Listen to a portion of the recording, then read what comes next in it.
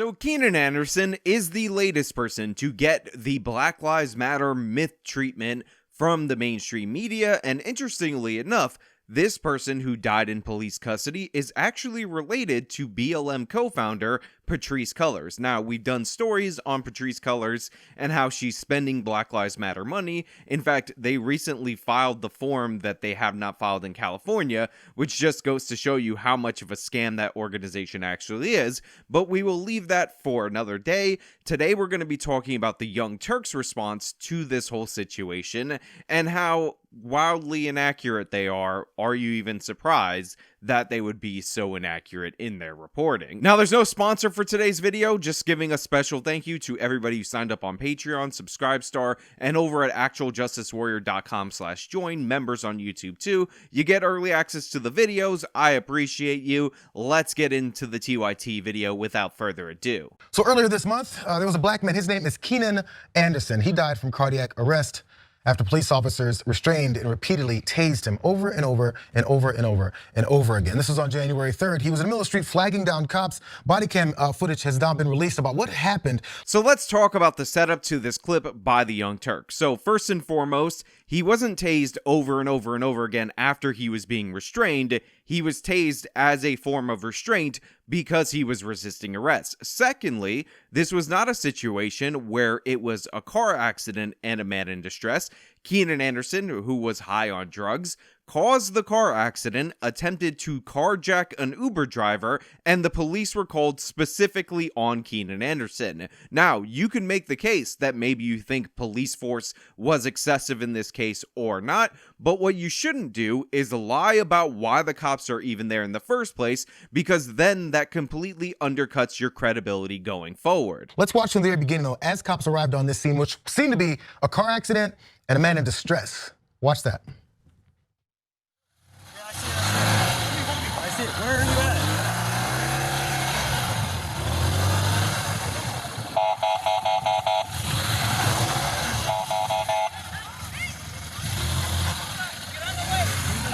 The driver?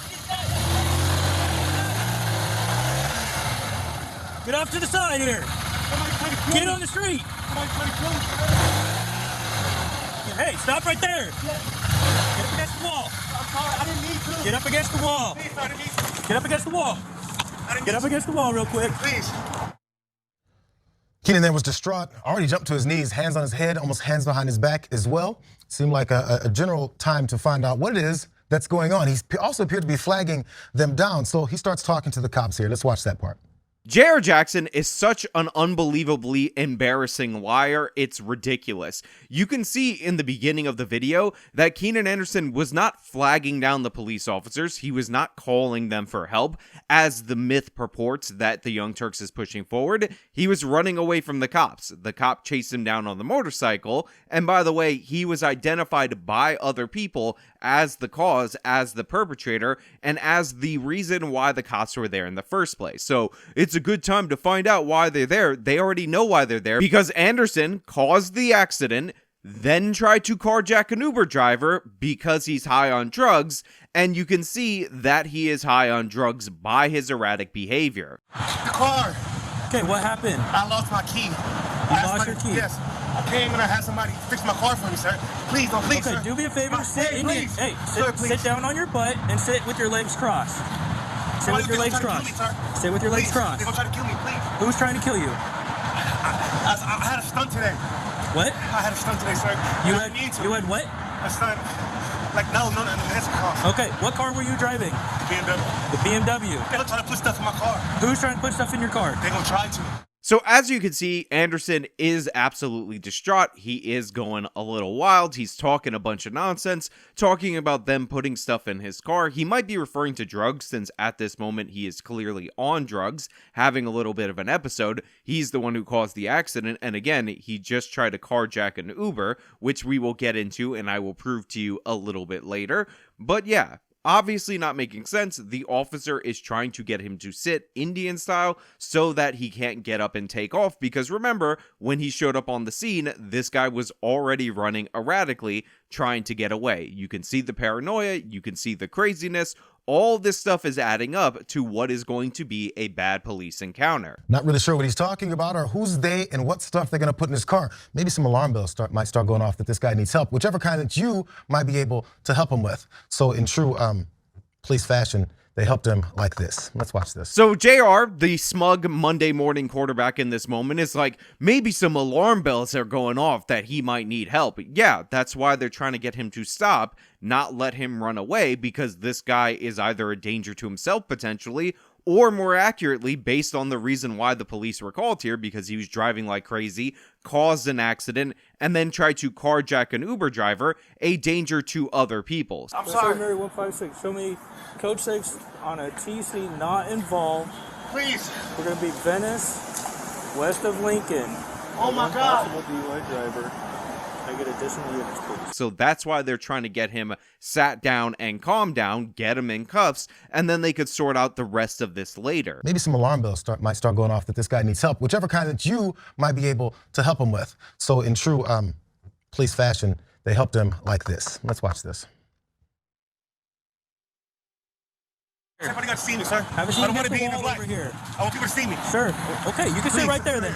If you want to be seen, stay right there. No, I don't want to right Stay right there if you want to have somebody see you. Please. Okay?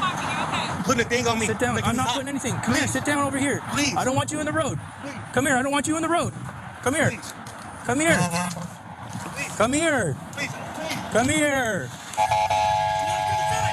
Get out over there! So I know we're shown this video and it has the warning and the graphic thing and all that, and JR's like, oh, he didn't want to help him and all of that, but he's clearly trying to be calm with this guy. He's saying, oh, okay, if you want to be seen, because he knows he's having a bit of a paranoid episode, then you could sit down in public. Somebody in the crowd is saying, hey, we can see you, you're going to be okay, just to calm him down, and the officer is not immediately escalating to force. Everybody got to see me, sir. Have a seat I don't want to be in the wall black. over here. I want people to see me. Sure.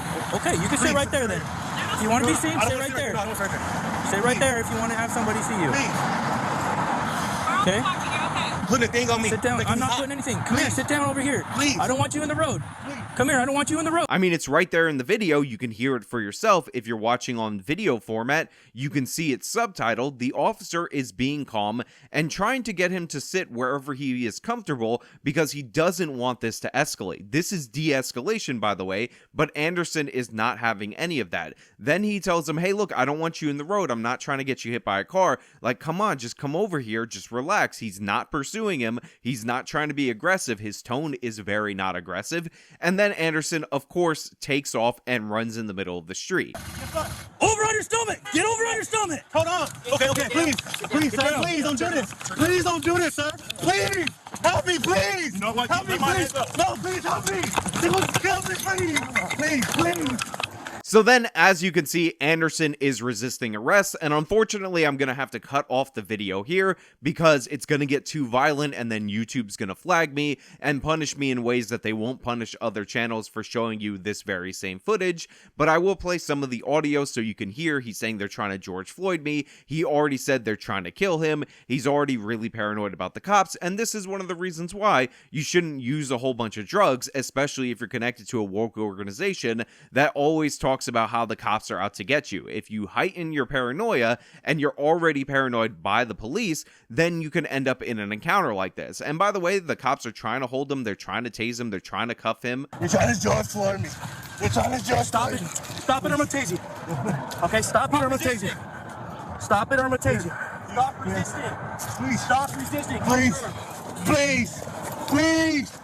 I'm gonna tase him. I'm gonna tase him. They're trying to kill me. They're trying to kill me. Leave me alone. Stop it. Stop it. Stop it. Yes, sir. Don't resist. No. Stop it. Stop resisting. Okay. Stop it. Help. Stop it. Help, please. Help. But if you watch this full video, and it will be linked in the description, not just the Young Turks video, but I will link the full body cam footage that is available, you will see that the cops are trying to restrain him, but he's fighting back against the officers. Then they bring out the taser, the less lethal option. They try to tase him, and they keep tasing him, and then they try to cuff him. He fights back, so then the tasing resumes.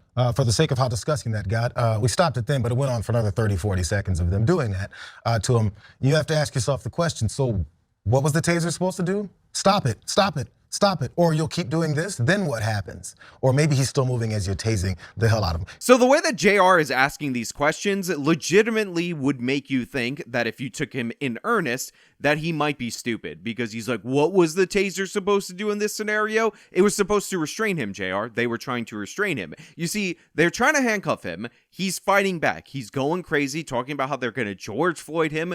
Already before the cops even really grab him, he's like, oh, they're going to kill me. I'm going to die in this scenario. Basically being the author of his own peril, self-fulfilling prophecy, whatever you want to call it. So they try to go with the less lethal option in order to get him restrained, but he keeps fighting back. If you watch the video, he's fighting back up until the point that he dies. We have a few more details of what then happened afterwards and how this then ended horribly. Paramedics arrived, took Keenan to the hospital. According to LAPD, though, Keenan died about 4.5 hours later at the hospital. The LAPD now, in the other part about this, did include a witness statement. There was a video that they did also post about along with the body cam evidence, showing, saying that a man, he claimed that Keenan caused the accident and tried to steal a woman's car there as well. Not sure if that ever got discussed or talked about, if someone else was there to have this conversation. But that's where I guess their aggression came from. Now they referenced that video. Let me play it for you so you can hear this guy himself and what he said. That guy right there, he caused that accident. He was trying to steal my car. Yeah, the police is doing the right job right now. Don't think that the police is abusing him. He was trying to go away. I think that guy's in a very paranoid state. I'm an Uber driver and he was trying to steal my car when he hit the other cars right there. And was he in the car? Huh? Yeah, he was in the BM right there. That's a taser. Yeah, they're using the taser, right? That's good, man. So you can understand the context of this situation. It seemed a little bit more like frustration and a lack of patience, because he kept trying. Hey, sit down. Hey, do this. Hey, do this. Hey, do that. But he was preoccupied with something else that he thought, or he seemed to be going on for what he could tell. So the idea that the cop didn't have any patience, when he showed up, asked him to go stand against the wall. He doesn't do that. He gets down. Then he gets up, doesn't want to be covered or whatever. He wants to be seen. And the cop changes the orders in order to kind of comply with what Keenan is asking for so that he can get Keenan to comply.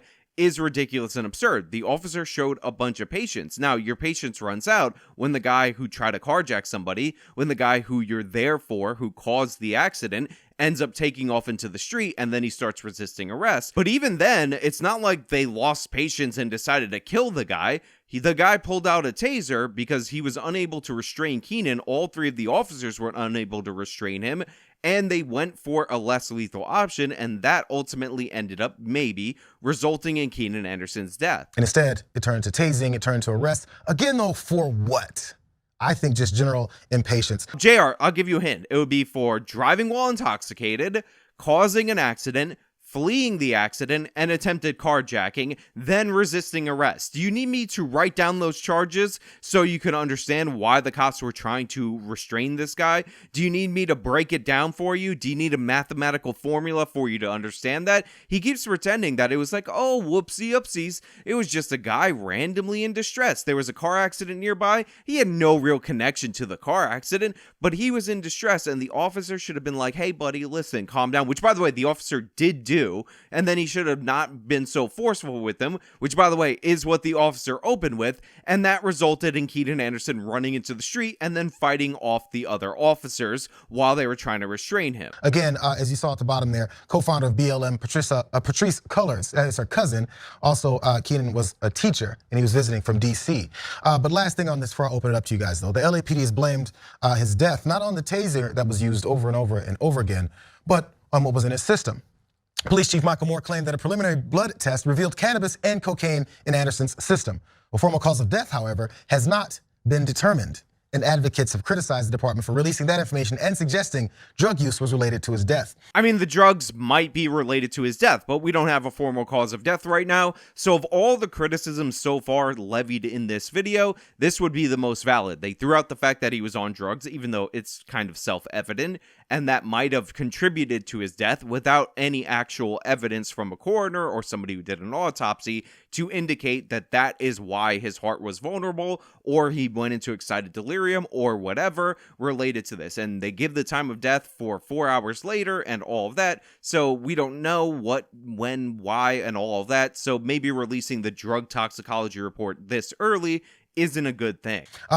I mean, usually we go for the facts part about this, but let's just say what's in the system and then let that get out into the public and let that seep into people's consciousness and figure out which way they want to determine what happened before we really find out. I mean, JR, you can't really criticize them for leaking out that actual fact that is related to his actual toxicology report when you're trying to forward your narrative, push it out into the public, cut clips out of context in order to support your hypothesis without any evidence to back it up. So maybe if you want to make this case, don't be the Young Turks, don't do the segment exactly how you did it, and you'd have some credibility to make that argument. Yeah, like, did that cop know that he was going to kill a man that day? I mean, when he was tasing him and the man was clearly incapacitated, did he have to keep tasing him? It's like what you were saying. It just seems like impatience, like a really poorly managed situation. Again, this is not true. This person, I don't know who she is, must be a new person over at the Young Turks, is trying to tell you not to believe your lying eyes. Go watch the video. They're tasing him as he's resisting, as he's calling out, as he's panicking, as they're trying to handcuff him. They don't tase him after he's done resisting. They try to make it seem like this was done punitively or something like that, but as soon as he goes lifeless, they're not tasing him anymore because the goal of the taser was to get him into the restraints. So she's just lying right here about the sequence of events. And we already know what people are going to say about this, that he was apparently committing a crime. So the cops did what they had to do in the name of public safety. But people are supposed to be able to commit crimes and not be killed on the spot for doing so, especially not in like such a horrendous way. He wasn't killed on the spot intentionally for committing a crime. He was resisting arrest. They were trying to restrain him. He may have died as a complication of that police restraint, specifically the use of the taser in that scenario. You're trying to add in intent when you even said, oh, this guy didn't think he was going to kill someone that day. Well, yeah, he didn't, because obviously you used a less lethal weapon when you don't want to kill someone. Yeah, I think JR honestly hit it right on the head when he said they exercised a lack of patience. I think that's what this feels like. It felt like a rush job. Clearly, none of the officers were in danger. No other citizens were in danger. Besides the body cam, the guy who's in possession of the body cam, you can clearly see 2 other officers. So it's 3 of them there trying to restrain this guy. Go watch the video. The officer is taking his time. He shows unbelievable patience early on. And the fact that there's 3 officers there is great and all that. It would be a good argument if it weren't for the fact that on video we can see him fighting against those 3 officers and fighting off the restraints. Like, they should have physically assaulted him. Can you imagine if they would have started punching him in the head while he's face down on the concrete? People would have been freaking out and calling police abuse on that. They went for a taser because typically the taser produces the compliance that you want, and unfortunately, due to the concoction of drugs, maybe due to the taser, maybe due to the length of the taser, all some factors that we don't know about at this moment, he ended up passing away as a result of it. But make no mistake, this was a result of his behavior. If they would have just took their time to be patient to deal with somebody who's clearly going through some kind of manic episode, right? We don't know if it's drug induced. We don't know if it's, he's having a psychotic break or whatever. There's no way to know that by just showing up. But, it's 3 of you guys there. You're subduing the guy. Nobody else is in danger. I think they could have easily used more restraint and exercised some more patience. So this guy keeps saying nobody else was in danger, but you don't know that if you're the officers. This guy is fleeing from an accident. He's fleeing from a crime. You haven't checked him. You haven't looked for any weapons or anything like that. If you give the patience and you just chit chat with him, you shoot the breeze and all that and have a conversation, and this guy pulls out a gun because you assumed he's safe, then other people are in danger. Again, he also ran towards traffic, and part of the reason why you're there is because he just tried to carjack somebody. So you have a guy going through a paranoid, manic episode, whatever you want to call it, that has not been checked. He's running into the street. He's fighting off restraints. Obviously, he's some level of danger. Now, the cops didn't assess him as a lethal threat, which is why they didn't go for the firearm, the lethal weapon. They went for the taser because they were just trying to restrain him. And again, go watch the beginning of the interaction. If you tell me that officer wasn't patient, you're just lying. You guys both live in major cities near enough to the fact, Waz, you're out in LA. Yeah, as we know, you represent, the Houston area, am I right? Houston, yeah. You guys have seen people maybe walking down the street in dangerous areas of the street, maybe not completely realizing the danger that they're in or too preoccupied with something else that they're experiencing to really notice it. I saw it 3 days ago as I was walking my dog. Main major street in the middle of Los Angeles. There's a woman swinging arms and going very quickly and erratically down the street. My first thought wasn't, somebody needs to taser her. This is quite literally the stupidest point that JR could possibly make. The police were called for Keenan Anderson. They were there for him. He caused the accident, according to the witness on the scene, and he tried to carjack somebody. So this idea that this is the equivalent of you just walking down the street and seeing somebody having a little bit of an episode, and then all of a sudden the cops came in and intentionally killed them, when none of that happened, that is not any of the circumstances of this case, is absurd and insane. JR, you're talking nonsense. You're making stuff up. You're lying. That's what you do for a living. And this guy lives in LA. This girl lives in Houston. Haven't you seen some crazy stuff? Someone needs to pin her on the ground, put handcuffs on her, and tase her. I was like, I hope she doesn't get hit because she's kind of crossing the street crazy right now. And I'm not sure how much danger she's involved in. The next thought wasn't, let's find a way to kill her. Now, I know that wasn't his intention. Maybe it wasn't at the beginning of this. I know that wasn't his intention. Maybe it wasn't at the beginning of this. So now JR is saying that the officer committed a murder here. He intended to kill him with the taser, which he tased him until he stopped moving because he was trying to get him into the handcuffs. But JR's like, well, maybe he just wanted to kill him. Evil white racism, white racism. And I think it's pretty convenient to tell folks this non-lethal weapon that has killed many, many people after using it, because you don't know people's health history and their backgrounds, what kind of cardiac situations they're involved in, or just the fact of how afraid they are and how freaked out someone may get in one of these situations. I'm not sure if retraining has to happen, but even if that is the solution, would that really happen? No, but more people just continue to die. I'm not sure if retraining is the solution, but even if that was needed, would that really happen, or more people would just continue to die? It's like JR is one of those AIs and you asked it to give the most generic, worthless commentary related to a news story where a black person dies in police custody. What he's saying is not even remotely attached to the reality of the situation, and it's just embarrassing. It's humiliating to watch. It's horrible. This is what happens when you have your producer, the guy that's supposed to manage sound and video, giving political commentary, because the Young Turks for the longest time had him as the only black person on staff. Yeah, and it's true, like what you were saying, whenever you see somebody who's going through something on the street, your first thought isn't to hurt them or to get rid of them. It's usually just like, I hope they're okay. If you're a normal person, I think that's usually what you would think. And living in big cities, you do see a lot of things. You're exposed to a lot of people.